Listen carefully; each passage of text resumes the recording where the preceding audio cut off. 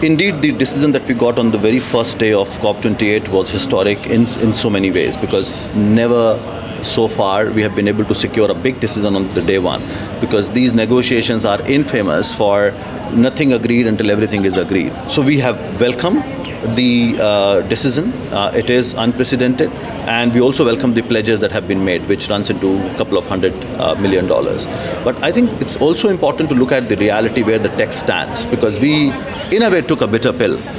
Because one, World Bank being the host of the fund itself, is a massive issue for us, given the kind of history the World Bank has in terms of continuing to fund fossil fuels, to kind of conditions it creates for developing countries, arm twisting them, rather making them ready for investments from the developed world. So we know all the problems with the World Bank, and it doesn't provide money to all countries and run by the shareholders, US being the biggest one.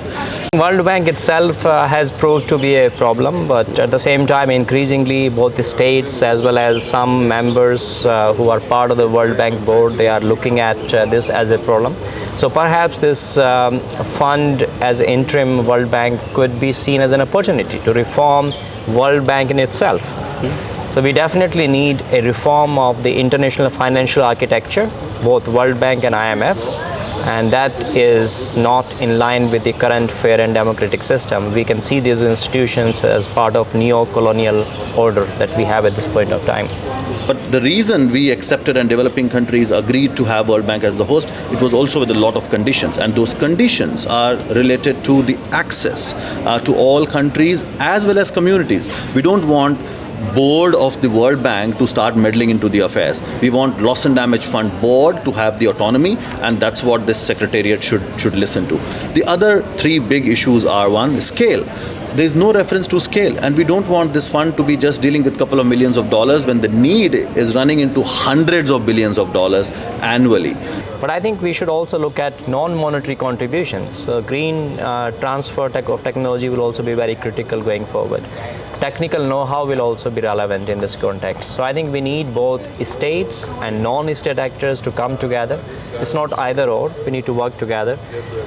We also need to understand that this finance or the contribution coming to loss and damage is more about the fund that is easily accessible. It's not about loan that we're talking about, because many of these countries are already trapped in debt. So we don't want climate finance to become another trap for debt. The other aspect which is completely missing is capitalization. So in the earlier drafts we had this language that we need to capitalize it immediately, not just to set up the secretariat, but to start providing money to people who are already facing climate emergencies. So now what we have to do in the remaining days of COP, we have to make sure that the discussions around global stocktake need to fix this aspect and include language around these three areas in particular. And then, of course, we have ongoing discussions on finance, which have to also talk about loss and damage finance in a far more comprehensive manner. And then the cover decision also provides an opportunity. The world has realized that insurance is not going to work in cases where the frequency of even extreme weather events have increased. We know it doesn't work for slow onset events like sea level rise or glacial melt scenarios.